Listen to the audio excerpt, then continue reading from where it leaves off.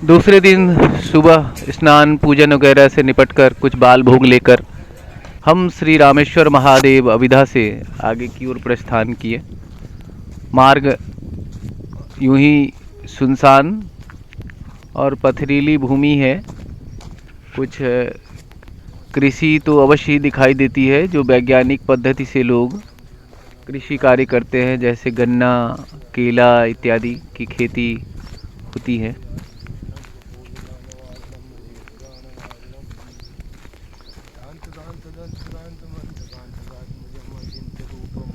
इस वक्त रात में तो बहुत अधिक ठंड पड़ती है, लेकिन दोपहर में या दिन में बहुत अधिक गर्मी भी रहती है।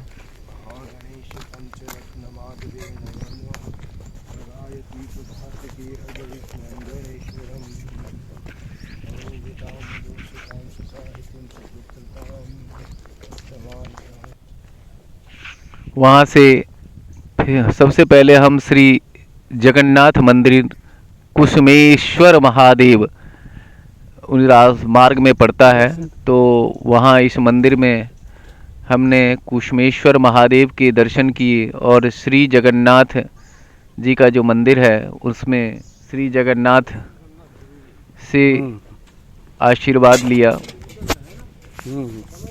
वहाँ श्री जगन्नाथ, बलभद्र और सुभद्रा जिस तरह की वो साथ में होते हैं, उसी तरह से उनका मंदिर है और बहुत ही पवित्र स्थान है।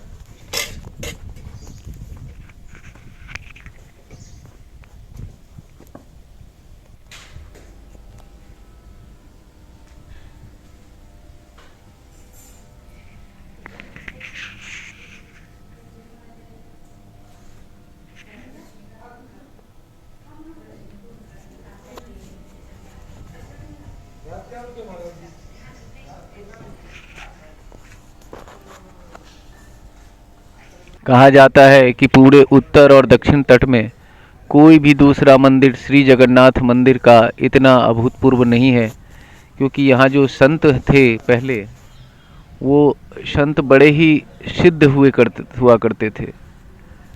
तो ये श्री जगन्नाथ जी के प्रांगण में ही ये एक पीपल का वृक्ष है। इस वृक्ष की कहानी ऐसा है कि एक बार एक संत आए तो उन्होंने खाने के लिए कुछ मांगा, तो वो सिद्ध संत ने 2 लड्डू दिए उन्हें। तो 2 लड्डू देखकर उन्होंने कहा, इससे मेरा क्या होगा। तो सिद्ध संत ने कहा, आप बाहर जाओ और उस पेड़ में जाके देखो, पेड़ से लड्डू तोड़ लो। लड्डू आ गए थे। वास्तव में जब वो बाहर आए तो इस पीपल के वृक्ष में एक भी लड्डू नहीं था, और सिर्फ एक भी पत्ते नहीं थे, और सिर्फ लड्डू ही लड्डू थे। तो ये बड़ा ही सिद्ध स्थान है। उसके बाद हम वहाँ से मढ़ी आश्रम, जो झगड़िया भरूच जिला गुजरात में पड़ता है, और यहाँ आकर मैया का दर्शन किया। मैया का तट देखकर मन अत्यंत प्रसन्न प्रफुल्लित हो जाता है, और बड़ी ही व्यवस्थित तरीके से मढ़ी आश्रम को बनाया भी गया है। यहाँ भी कोई सिद्ध संत थे जिन्होंने मैया के तट पर तपस्या की थी, और एक तरह से यहाँ के बाद हमें मैया के दर्शन अभी 40-50 किलोमीटर तक आगे नहीं होते, और इसीलिए ये बहुत ही पवित्र स्थान है। यहाँ श्री सीताराम जी का मंदिर भी है और मैया भी विराजती हैं नर्मदे। और साथ में जो लोग बस से आकर परिक्रमा वगैरह करते हैं या किसी गाड़ी वगैरह से, तो वो भी आकर के अपनी पूजा अर्चना मैया के तट पर करते हैं। बहुत ही विशाल और बहुत ही पवित्र यहाँ हमने दिन का भोजन प्रसाद पाया, और माँ से आशीर्वाद फिर से वही मांगा। यहाँ एक तमिलनाडु के साधु हैं, और एक साधु हमारे साथ और चल रहे हैं जो ब्रह्मचारी जी हैं।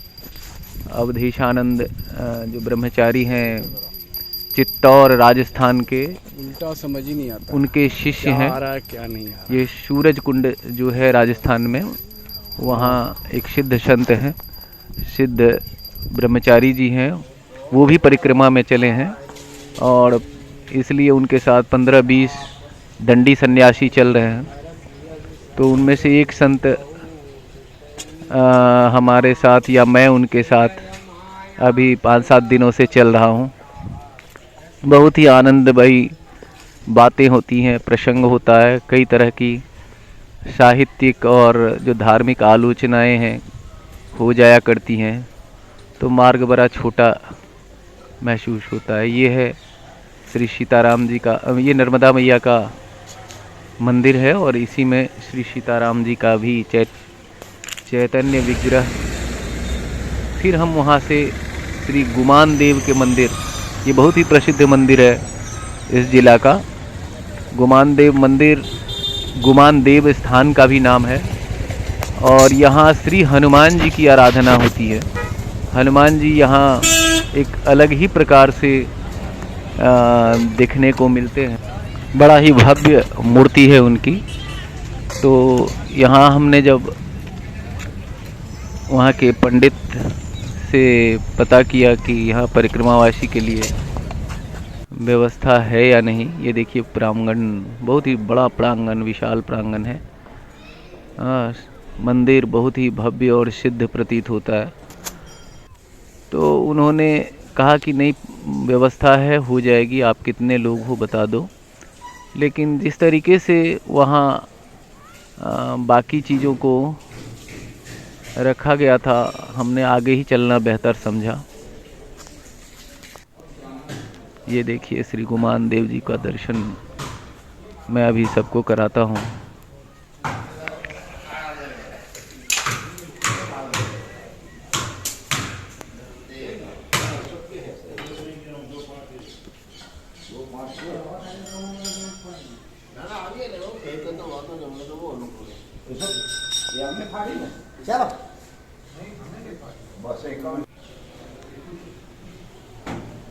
ये हैं गुमान देव श्री बजरंगबली हनुमान जी की चैतन्य विग्रह और ये बहुत ही सिद्ध जगह है। साथ में अन्य कई देवी देवता जो सीताराम वगैरह हैं, तो सारे चैतन्य विग्रह इस मंदिर में आपको दर्शन करने को मिलेंगे। हमने दर्शन किए, आशीर्वाद मांगा और फिर हम यहाँ से, वैसे तो लगभग 4:30-5 बजने वाले थे शाम के, लेकिन फिर भी हम यहाँ से आगे जाने में ही बेहतर समझा कि चूँकि जो बाकी टॉयलेट्स वगैरह, पानी वगैरह की व्यवस्था इस तरह नहीं था, तो फिर हम वहाँ से आगे चलते हुए एक पंचमुखी हनुमान जी का मंदिर मिला हमें। लगभग पहुँचते पहुँचते 6:30 के ऊपर हो गया था। तो बिल्कुल एक निर्जन में है, तो रास्ते के किनारे ही, लेकिन वहीं एक बटवृक्ष के नीचे एक छोटा सा मंदिर था। ये जगह गुवाली पड़ता है, जो गुमान देव से लगभग 5-6 किलोमीटर आप आगे चलेंगे तो एक छोटा सा मंदिर है, लेकिन बहुत ही सुंदर व्यवस्थित। और छोटे मंदिर में ही जो साधु थे उन्होंने हमें आदेश दिया कि आप जाकर उसी मंदिर के प्रांगण में अंदर अपना आसन लगा लें। तो हमने रात्रि भर के लिए यहाँ अपना आसन लगाया। 1-2 और भी परिक्रमावासी थे। नर्मदे हर।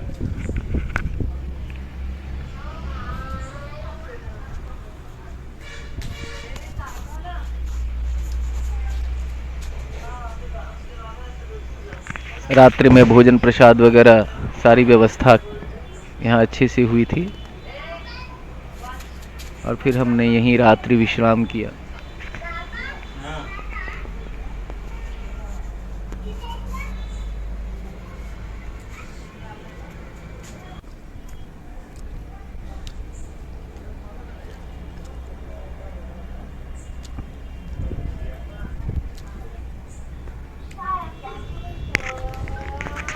नर्मदे हर।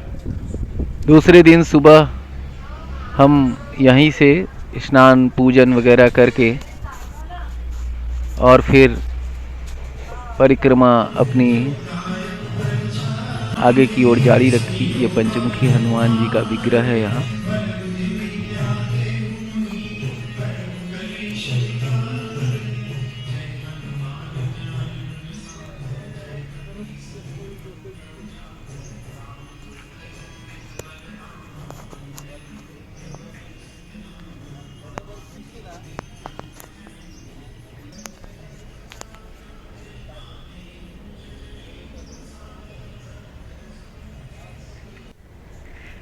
यहाँ जो सिद्ध संत हैं वो धुनी भी रमाते थे। उन्हीं के साथ उन्हीं के कमरे में जो स्थान है वहाँ कुछ देर सत्संग करने का मौका मिला।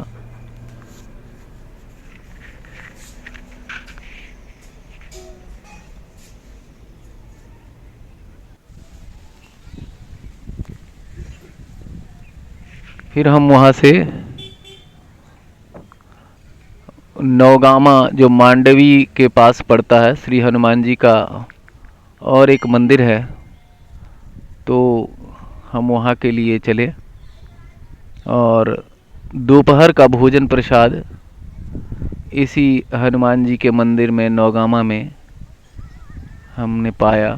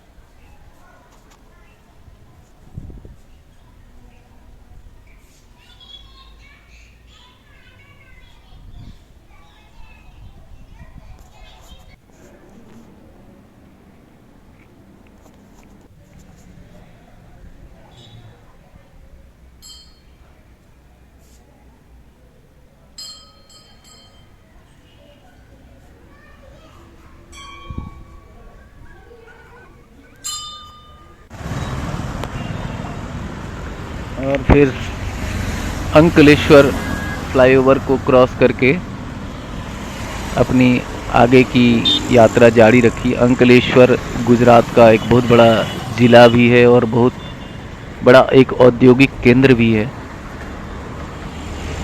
क्योंकि ये समंदर के नज़दीक सबसे पड़ता है। तो यहाँ भारत सरकार के कई प्रोजेक्ट चलते हैं।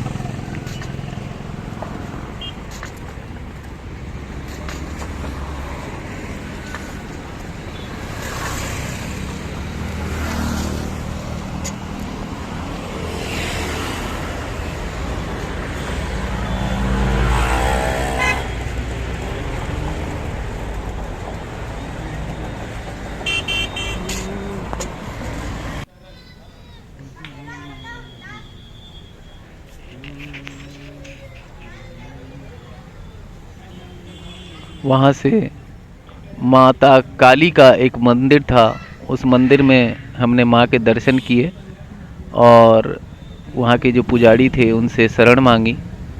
तो उन्होंने कहा कोई बात नहीं, आप रात्रि विश्राम कीजिए, मैं भोजन पानी का व्यवस्था कर देता हूँ। तो चलते चलते रात हो गई थी। तो इसी मंदिर में मैया काली की फिर शाम में पूजा अर्चना वगैरह किया और रात्रि विश्राम किया। यहाँ के पंडित बड़े ही भक्त प्रेमी थे और उन्होंने एक टिफ़िन बॉक्स में कुछ रोटियां और सब्जी लेकर के यहीं हमें पहुंचा दिया, जो रात्रि में हमने उसे प्रसाद स्वरूप पाया।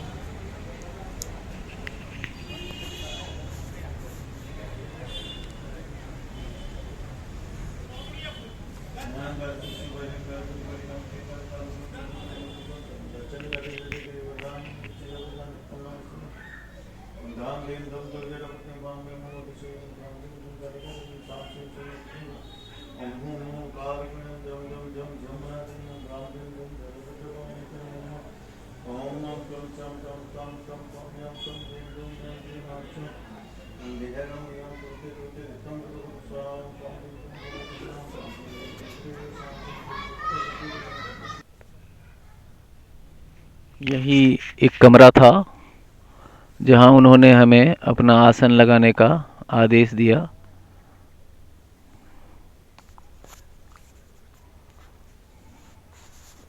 इसी कमरे में मैंने आसन लगाया और रात्रि विश्राम की।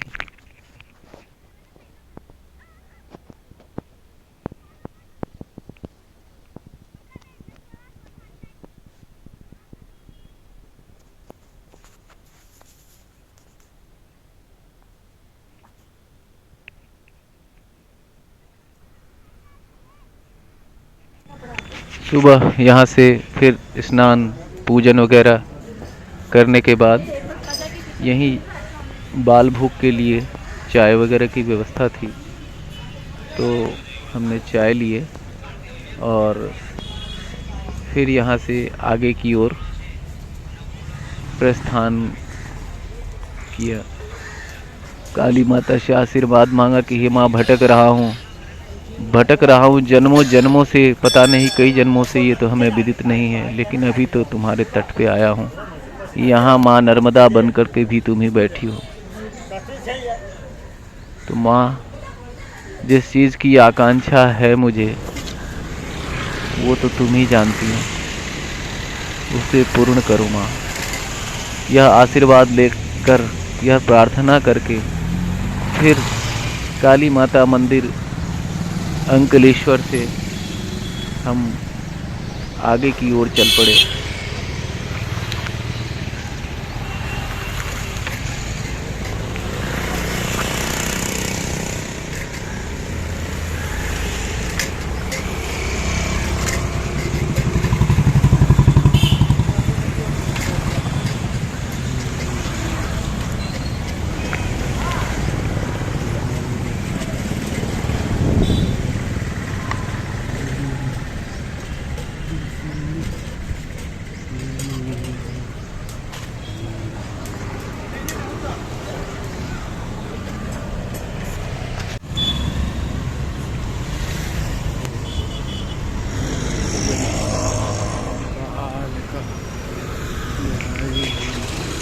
यह जगह चूँकि राम कुंड के करीब था, तो थोड़ी कुछ किलोमीटर, 2-4 किलोमीटर चलने के बाद ही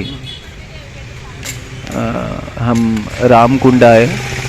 और राम कुंड में क्योंकि दोपहर हो चुकी थी, तो वहाँ हमने राम कुंड के दर्शन किए और जितने भी मंदिर हैं, जितने शिव जी की शिवलिंग हैं, चैतन्य लिंग हैं, और सभी मंदिरों के दर्शन किए। यहाँ भोजन प्रसाद भी पाया। और यह ही एक बहुत ही सिद्ध और पवित्र कुंड है, जिसका दर्शन सिर्फ परिक्रमावासी ही नहीं, बल्कि दूर दूर से जिन्हें पता है वो आकर यहाँ दर्शन करते हैं, पूजन करते हैं, आशीर्वाद लेते हैं।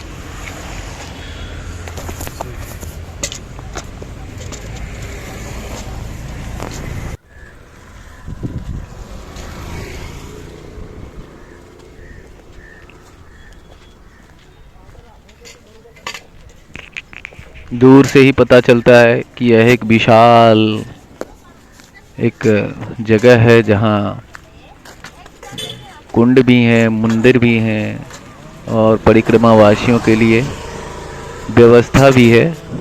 सुनियोजित रूप से सभी व्यवस्थाएं हैं।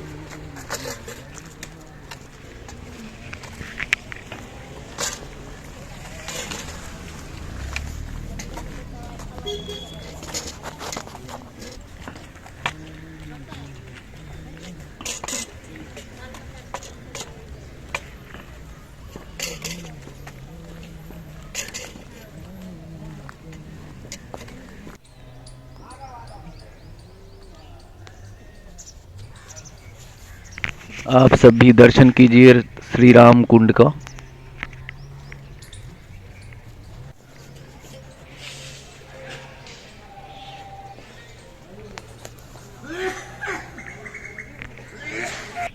और यहाँ के मंदिरों का।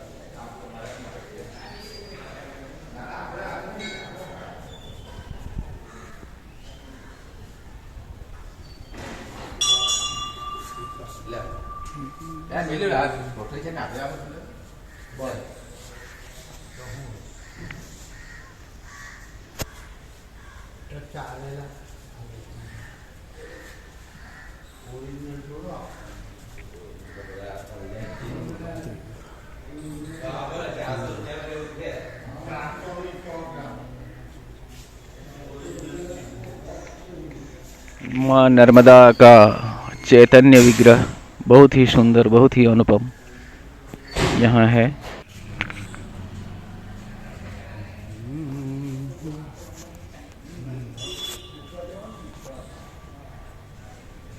और यहाँ महाकाल और महाकाली, इनका भी विग्रह यहाँ स्थापित है।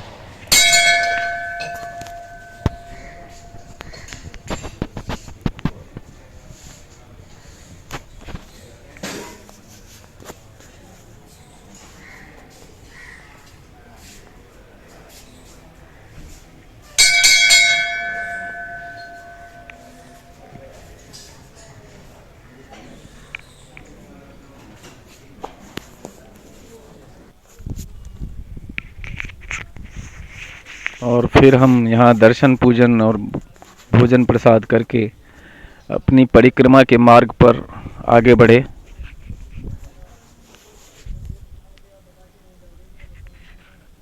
बीच बीच में थक जाते थे तो कहीं 2 किलोमीटर 1 किलोमीटर बाद में थोड़ा विश्राम करके फिर आगे चलते थे।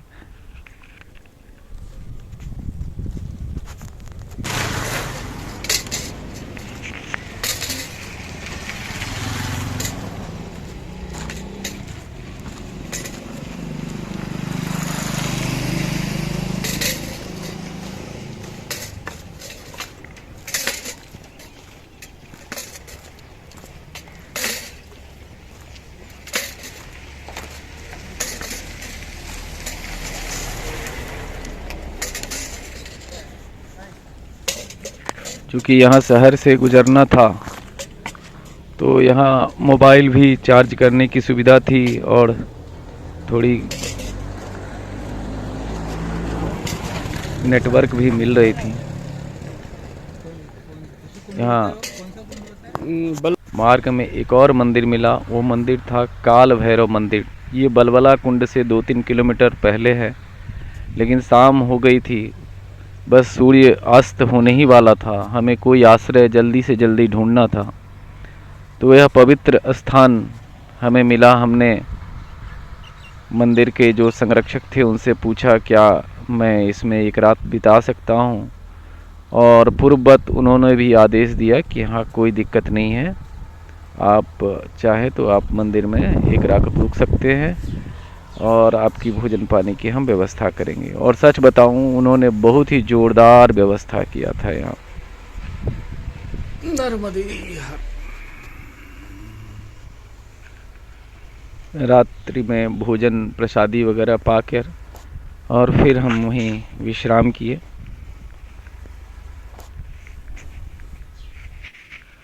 और सुबह फिर से श्री काल भैरव जी का आशीर्वाद लेकर स्नान ध्यान पूजन वगैरह करके और अपनी यात्रा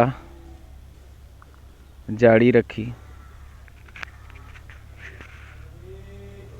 ये काल भैरव का मंदिर बलबला कुंड से लगभग 1.5-2 किलोमीटर पहले है।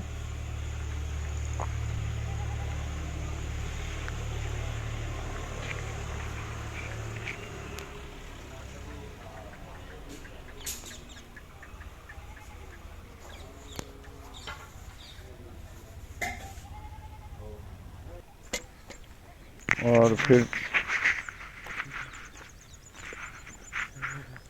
लगातार जंगलों के बीच खेत हैं, लेकिन कुछ इस तरह मिट्टी बिल्कुल पथरीली मिट्टी है, तो उस खेतों के बीच से सड़क मार्ग तो बनाया गया है, लेकिन सड़क अभी नया ही बना है, जहाँ पे लगभग 10-10 किलोमीटर तक आपको एक छोटी सी पान की दुकान भी नहीं मिलती है।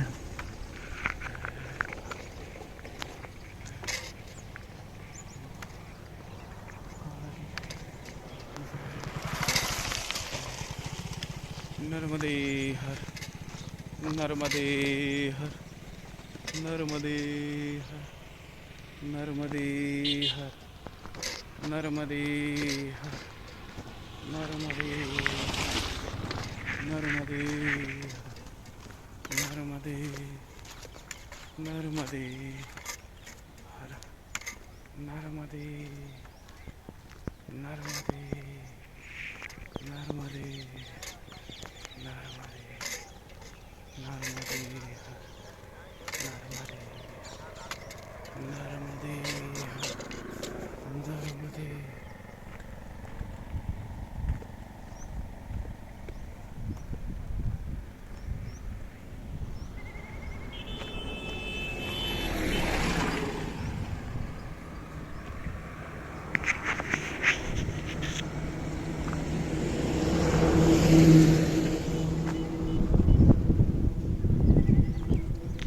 कश्यप ऋषि का आश्रम है। नर्मदे हर। अभी अंकलेश्वर के ऐसे एक क्षेत्र से गुजर रहा हूँ जहाँ लगभग 20 किलोमीटर तक दोनों साइड जंगल ही जंगल है। अच्छी बात यह है कि यहाँ एक रोड है, और उसका ये मुख्य कारण है ONGC के मुख्य प्रोजेक्ट। चारों बगल oil and natural gas commission, Bharat सरकार की जो संस्था है, उनके प्रोजेक्ट्स चल रहे हैं। इसलिए इस जंगल में भी चारों तरफ से रोड बनाए गए हैं। और नर्मदे हार। अभी रामकुंड के बाद बुलबुला कुंड, जो कश्यप ऋषि का आश्रम भी था, उसे हमने आपको दिखाया। और चूँकि यहाँ से थोड़ी दूर पहले ही, लगभग 1-1.5 किलोमीटर पहले हम रुके थे, रात्रि विश्राम किया था श्री काल भैरव मंदिर में। इसलिए अब हम सीधा हनुमान टेकरी, जो यहाँ से लगभग 20-25 किलोमीटर है, वहाँ के लिए प्रस्थान कर रहे हैं। और लेकिन यहाँ पे आपको कहीं कोई दुकान या इस तरह का कोई सेवा रास्ते में नहीं मिलेगी। इक्का दुक्का गाड़ियाँ ज़रूर गुजरती हैं। देख सकते हैं ये पूर्ण क्षेत्र, ये है कश्यप ऋषि का आश्रम। और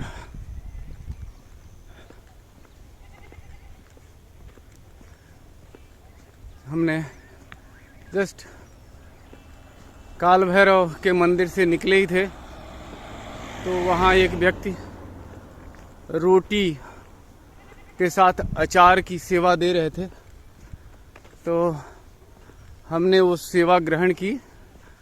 रोटी अचार बहुत दिनों के बाद देखने को मिला था, तो उसे बड़ी प्रेम से भगवान को भोग लगाकर पाया, और साथ में चाय भी थी। तो आनंद से हमने प्रसाद को पाया और अब आगे चल रहे हैं। योजना तो हनुमान टेकरी पहुंचने की है, लेकिन पता नहीं मैया कहाँ ले जाती हैं, कहाँ तक जा कर के फिर से विराम देती हैं। जैसा भी होगा वो हम आपको बताएंगे। नर्मदे हर, नर्मदे हर, नर्मदे हर। हर हर महादेव, हर हर महादेव। यहाँ बाजरे की रोटी जिसमें थोड़ा सा घी लगाकर हम लोगों को भोजन प्रसादी दोपहर में दी गई। पानी के साथ बना और चूंकि आज दिन में भी एक बार रोटी अचार खाने को मौका मिला था, तो बाजरे की रोटी भी हमने खाने का लोभ जो है सो नहीं छोड़ा और यहाँ हमने बाजरे की रोटी खाई। और फिर आगे सूर्य कुंड के दर्शन करने के लिए और वहाँ जो मंदिर हैं, शिवलिंग हैं, उनका दर्शन पूजन करने के लिए हम वहाँ गए। यही होगा सूरज कुंड।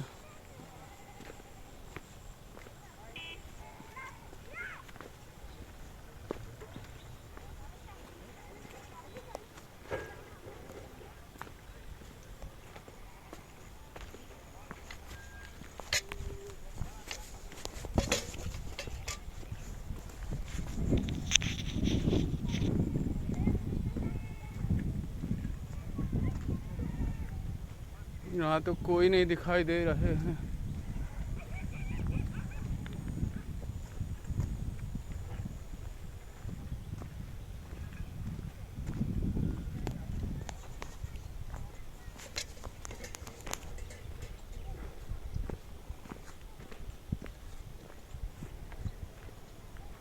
ये है सूरज कुंड। ये सामने सूर्य कुंड में देवादिदेव हर हर महादेव का आगे से सुंदर सा विग्रह है। यहाँ एक सिद्ध तपस्वी अपनी साधना करते थे और साथ में एक श्री हनुमान जी का मंदिर भी है। यही सूर्य कुंड का मंदिर है।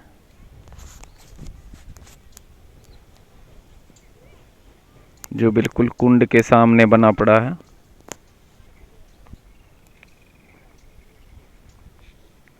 और इसके ठीक उल्टे में यहाँ एक छोटा सा एक आश्रम की तरह है, लेकिन यहाँ उस तरह की व्यवस्था नहीं थी ताकि यहाँ रुका जा सके। तो हमने फिर श्री हनुमान जी की मंदिर हासोट में उनके दर्शन किए और थोड़ी देर विश्राम कर फिर हम आगे की ओर चल पड़े।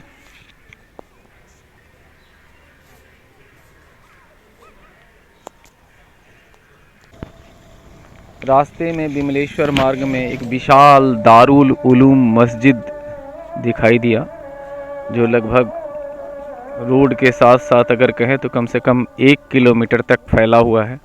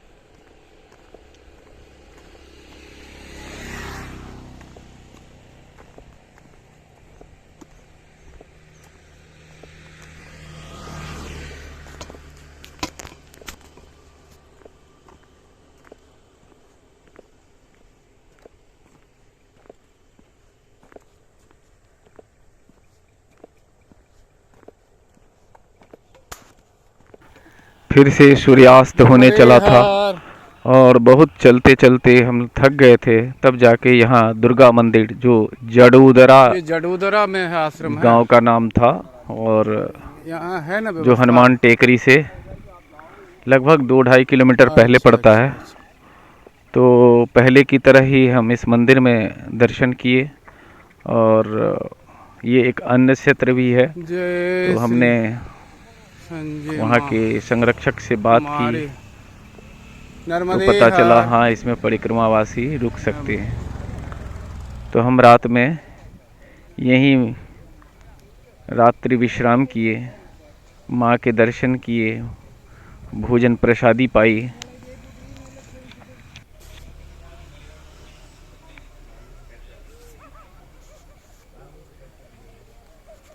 मंदिर के एक गलियारा में छोटा सा जगह हमें मिला, तो वहीं मैंने अपना आसन लगाया और वहीं विश्राम करने लगा।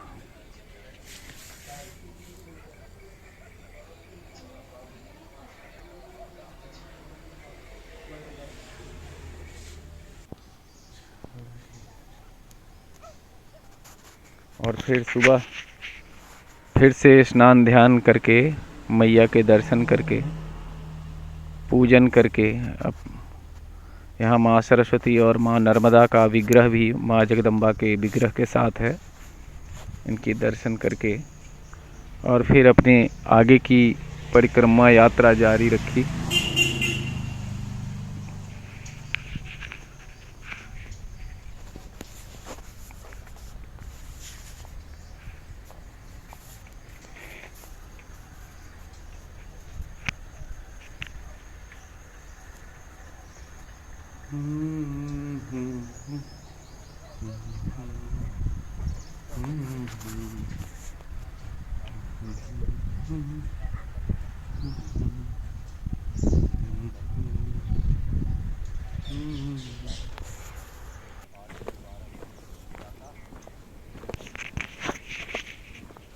और फिर लगभग 3 किलोमीटर चलने के बाद हम हनुमान टेकरी, जो सिद्ध स्थान है, वहाँ पहुँचे।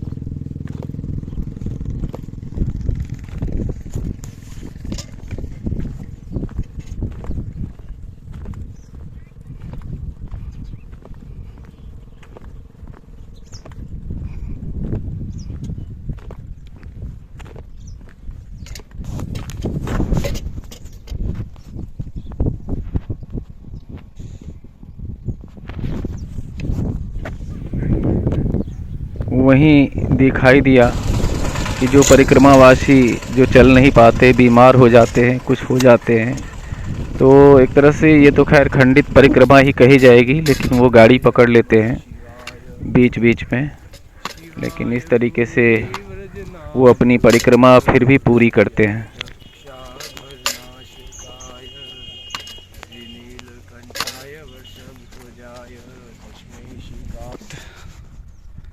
आज 9 तारीख है, 9 दिसंबर 2025 और मैं अपनी यात्रा के ओमकारेश्वर से शुरू करके आज ये दक्षिण तट का सबसे प्रसिद्ध मंदिर है और इसके बाद श्री विमलेश्वर महादेव ही हैं जो सागर के तट पर है।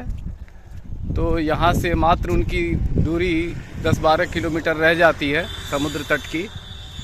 कल रात हम यहाँ से मात्र 2.5 किलोमीटर 2-2.5 किलोमीटर पहले सांझे माँ का मंदिर है।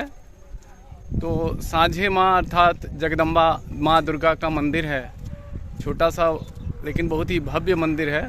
तो वहीं रुक गया था, रात्रि विश्राम किया, प्रसाद वगैरह पाई और सुबह स्नान ध्यान भोजन करके बस आधे पौने घंटे में हम यहाँ हनुमान टेकरी पहुँच गए हैं। और यहाँ हनुमान टेकरी में श्री हनुमान जी के आशीर्वाद लेने के बाद, श्री नवग्रह देवता शनिदेव के आशीर्वाद लेने के बाद दोपहर की भोजन प्रसादी वगैरह पाके और फिर मैं यहाँ से विमलेश्वर के लिए प्रस्थान करूँगा। बहुत ही ये हनुमान टेकरी का प्रसिद्ध स्थान है जो विमलेश्वर महादेव से पहले एक प्रसिद्ध मंदिर है और यहाँ के बाद विमलेश्वर महादेव के ही दर्शन सागर तट पर होते हैं। यहाँ दर्शन पूजन करने के बाद फिर हम आगे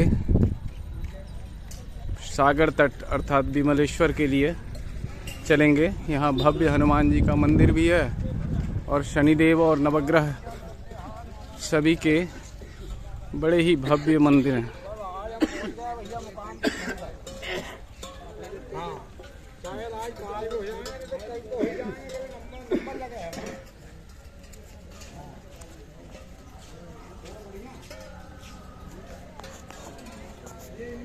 वशिष्ठ गुम्बोध भवभूत कुमार्य।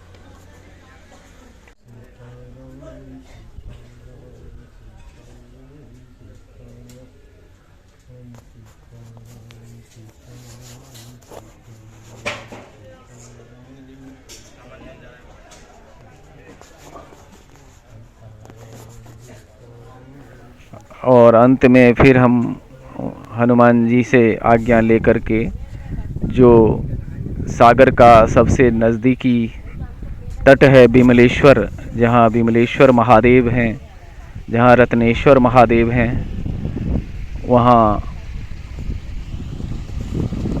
आगे चलने लगे। रास्ते में थक जाते थे तो कहीं भी सो जाते थे, थोड़ी देर आराम करके फिर चलने लगते थे। लेकिन ये अब विमलेश्वर मैं पहुंच गया हूं और यहाँ पहुंचने के साथ बहुत ही एक कौतुक मन में जग रहा है। बहुत ही टूरिस्ट भी बाहर से इस जगह पे दर्शन पूजन के लिए आए हुए हैं। तो यहाँ से अब हमें दक्षिण तट का जो शुरुआत था वो दक्षिण तट को तट परिवर्तन करना होगा और हमें सागर के रास्ते माँ नर्मदा का उल्लंघन ना करते हुए नर्मदा मैया के उत्तर तट पे जाना होगा। जो इस तट पे तो ये विमलेश्वर है और अगला तट जो हम पार करेंगे, जो नाव से पार करेंगे या किसी छोटे स्टीमर वगैरह से पार करेंगे, तो वो मीठी तलाई है। तो पहले हम यहाँ आकर सारे मंदिरों में दर्शन पूजन इत्यादि करेंगे और फिर आगे की सूचना लेकर, क्योंकि यहाँ अलग अलग समय में बस 2 बार ही जो स्टीमर हैं वो जाती हैं, उसमें भी उनका जल का जो लेवल है उसको देखते हुए वो चलाते हैं। ये देखिए विमलेश्वर में मैंने श्री विग्रह शिवलिंग जी का दर्शन पूजन किया।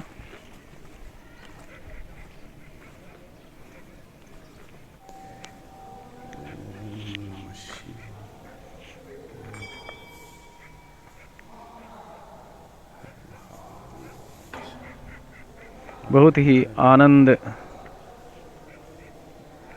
जैसा माहौल होता है यहाँ और वास्तव में ये सागर का आखिरी दक्षिण तट का विशाल मंदिर है और यहीं से व्यवस्था होती है तभी हम तट तक जाते हैं। तट यहाँ से लगभग 2.5-3 किलोमीटर है, जहाँ जाकर हमें नाव में बैठना होता है।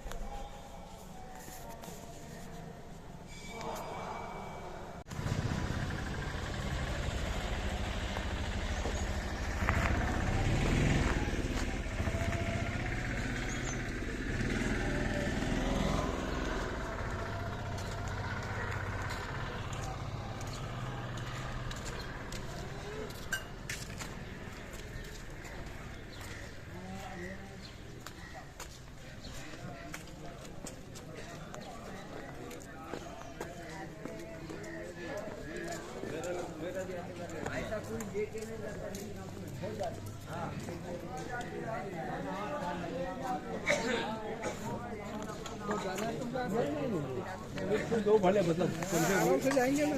अरे वहाँ पे बोले शाम को बाद में टिकट लेना 5 के बाद में। क्रॉस करने के बाद भले आप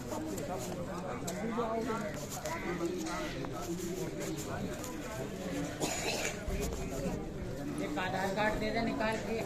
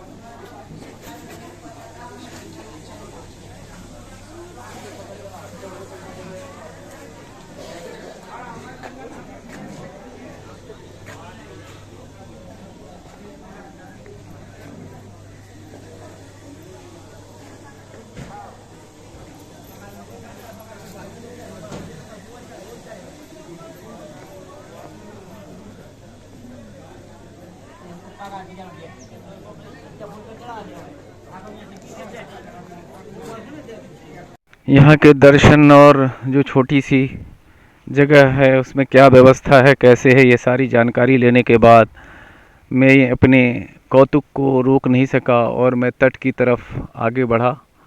प्रायः सूर्यास्त होने को था, लेकिन तट का ये मनोरम जो दृश्य है वो देखकर मन मुग्ध हो गया।